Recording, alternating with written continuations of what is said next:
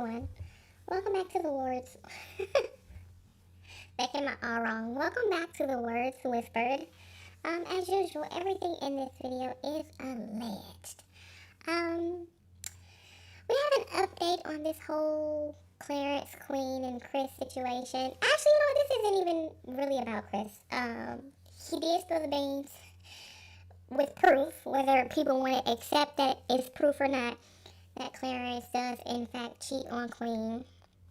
He did let those beans spill. And now today we wake up to the internet having a recorded live. It's on, whose channel was it? Diamond Life, so shout out to her. Or is it The Diamond Life, I think.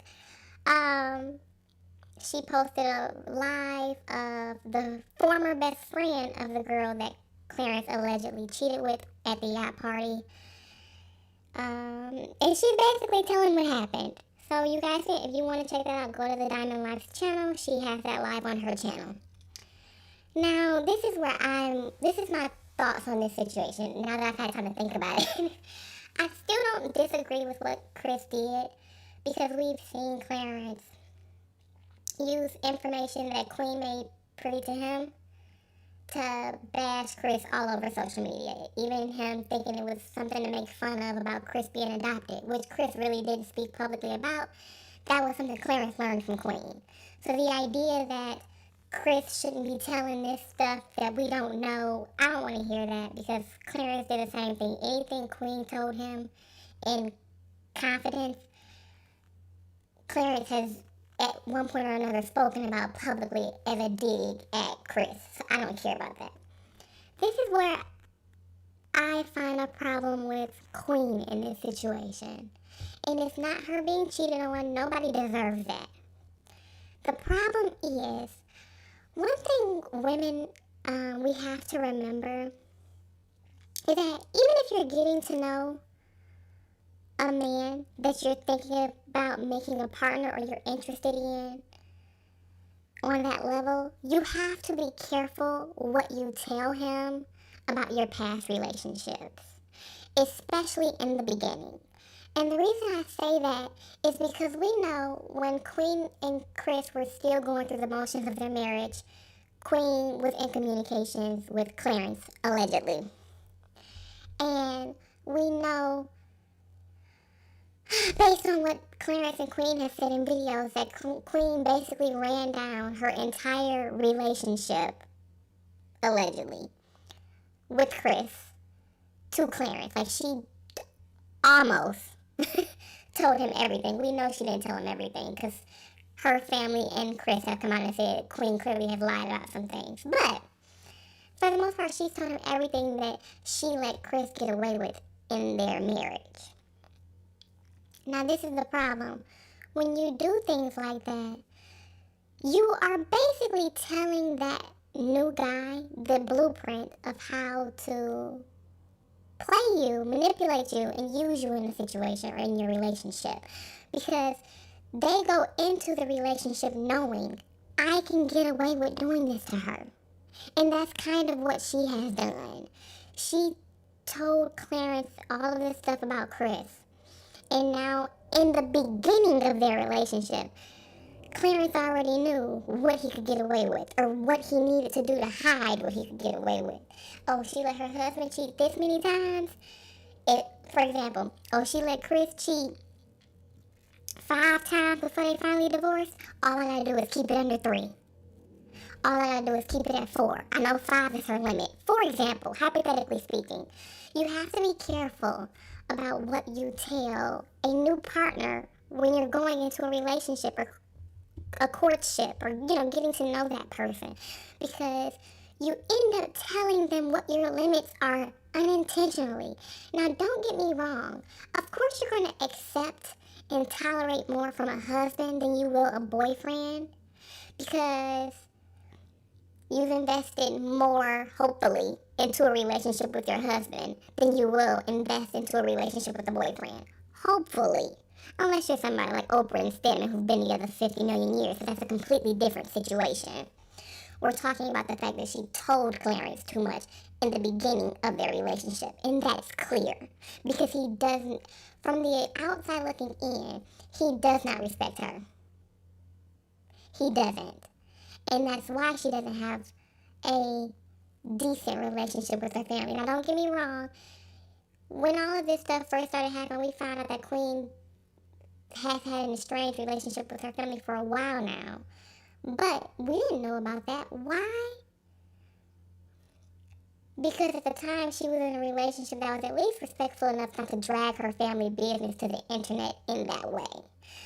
Since she's been with Clarence, we see that she doesn't have a great relationship with her family. Her co-parenting relationship with Chris is non-existent as far as we know. She has alienated her entire family and replaced them to a certain extent with Clarence's family. I don't believe that he's only cheated one time. I feel like it's been multiple, in my opinion. And he gets away with it because maybe she doesn't want to risk that same embarrassment. I don't know. She propped this man up on a pedestal. It's kind of hard to say, oh, he's just as bad, if not worse, than my ex-husband. So I don't know in that aspect. But you have to be careful about what you tell someone when you're dating. Well, I don't think they really dated. They just, whatever they did in the beginning of their relationship, you have to be careful with what you tell a person in that position. Because she's set parameters for him unknowingly. If I bring her flowers every Friday, she's okay. So I'm going to do what I want to do, but I'm going to bring her flowers every Friday. If I take out the trash every morning before she wakes up, she's okay. So I'm just going to take out the trash and she won't complain about it. It's like a give and take, but you've given too much in the beginning. So now that other person knows exactly how to behave, exactly what to do, exactly what to say, exactly who to hang around to make them appear in a positive light for you. And even if they do something negative, they know what limit to make sure you aren't upset and ready to leave them. For example, her relationship with Chris really hit a peak, or whatever you want to call it, when what was her name, Helena, came out with the video on FaceTime with Chris after the cheatation happened. What did Clarence learn from that? I can probably get away with cheating as long as I don't get caught on camera with the girl.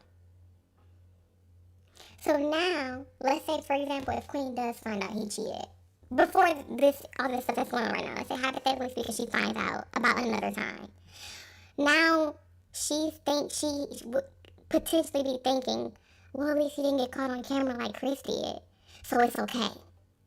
In both instances, it's not okay. But because you know her limits now, as long as you are beneath that limit to her, the woman is a lot more willing to accept whatever it is you've done.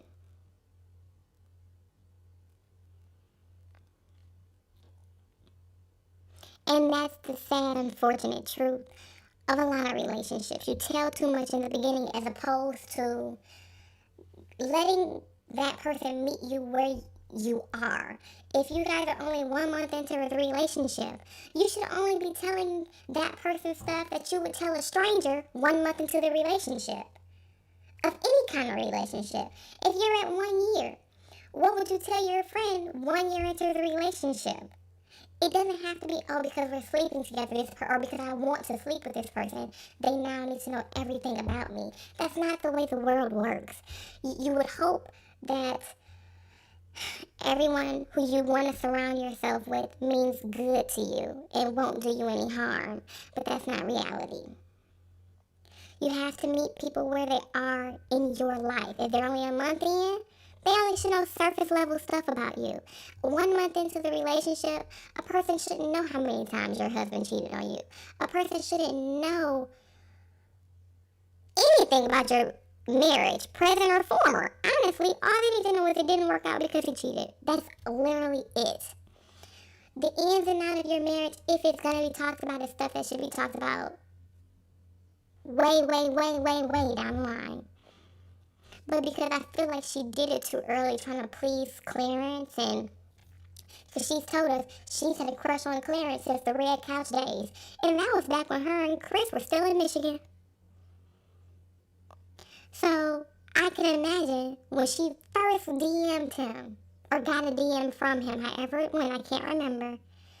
She probably was ready to tell him everything. Whatever I gotta tell this man to make him feel bad for me, because woe is me, I'm going through all this stuff at home. And the chickens have come to roost. It's biting her in the butt. Because now he knows where to set his limits at. Versus if he came in with a blank slate of you, and you say, I don't tolerate cheating.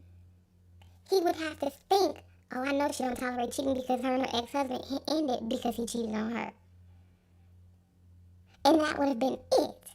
But once you start telling people, oh, well, she's probably telling him, he's cheated on me this many times.